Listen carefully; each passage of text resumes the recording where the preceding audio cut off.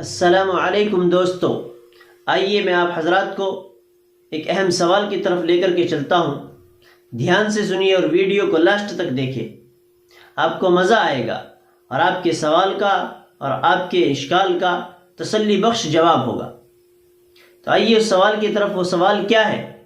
وہ سوال یہ ہے کہ شریعت میں کفر کی سزا ہمیشہ ہمیشہ کے لیے جہنم کیوں ہے؟ یعنی ایک آدمی 60 سال تک زندگی گزارتا ہے اور اس کے بعد مر جاتا ہے، تو چاہیے کہ اس کو 60 سال کی سزا دے دی جائے اور 60 سال کے بعد اس کو ہمیشہ ہمیشہ کے لیے جنت میں داخل کر دیا جائے۔ لیکن ایسا نہیں ہے، بلکہ مسلمان کہتے ہیں کہ کافر ہمیشہ ہمیشہ کے لیے جہنم میں جائے گا۔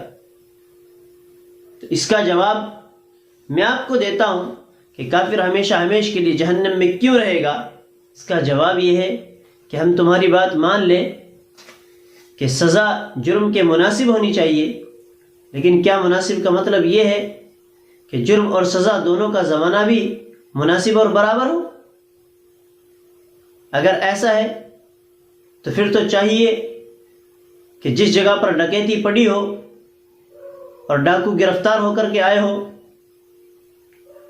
تو اگر ڈاکوؤں نے 2 گھنٹے چوری کی ہے تو ان کو 2 گھنٹے سزا دے کر کے ان کو چھوڑ دیا جائے۔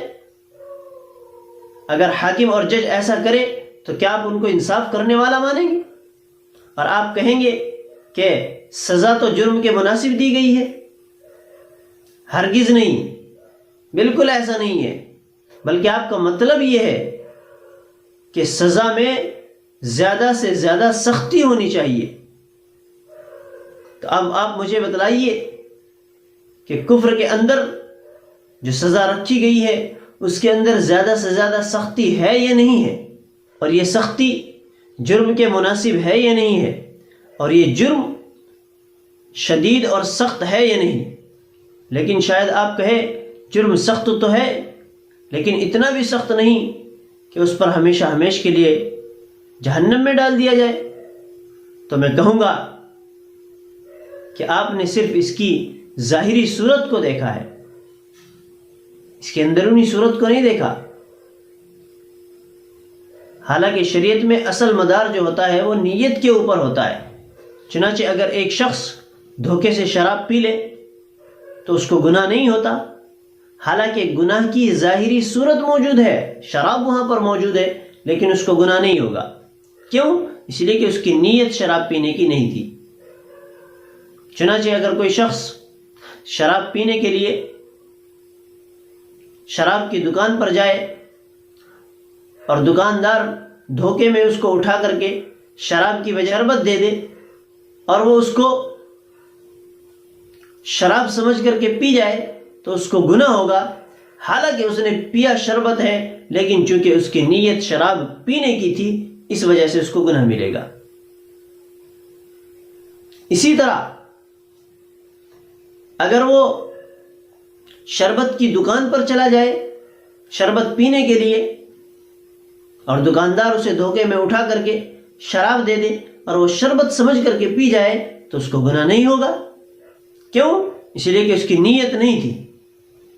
اس لیے فقہا نے فرمایا ہے اگر کوئی شخص اپنی بیوی سے صحبت کر لے اور وہ اندھیرے میں یہ سمجھتا ہے کہ یہ میری بیوی نہیں ہے بلکہ کوئی اجنبیہ ہے،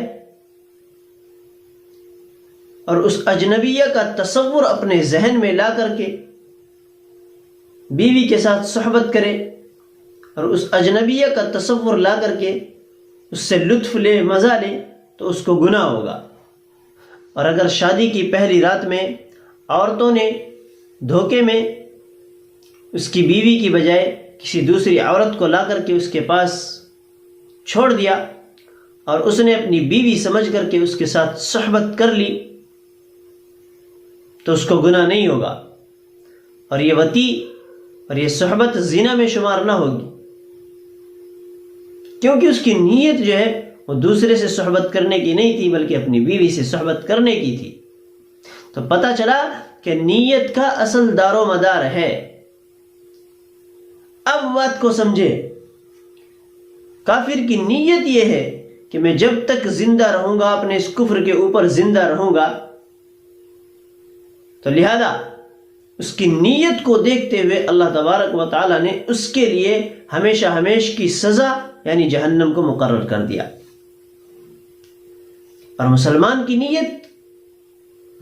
کی نیت یہ ہے کہ جب تک بھی زندہ رہوں گا اپنے اسلام کے اوپر، اپنے دین کے اوپر زندہ رہوں گا، تو اللہ تبارک و تعالیٰ نے اس کے لیے بدلہ بھی اور ثواب بھی ایسا ہی رکھ دیا، اور وہ ہمیشہ ہمیش کی جنت کو رکھ دیا۔ آپ کے تمام اشکالات اور آپ کے تمام سوالات کا انشاءاللہ میں سمجھتا ہوں تسلی بخش جواب ہو گیا ہوگا، اور آپ کو میرے جواب سے سکون ملا ہوگا۔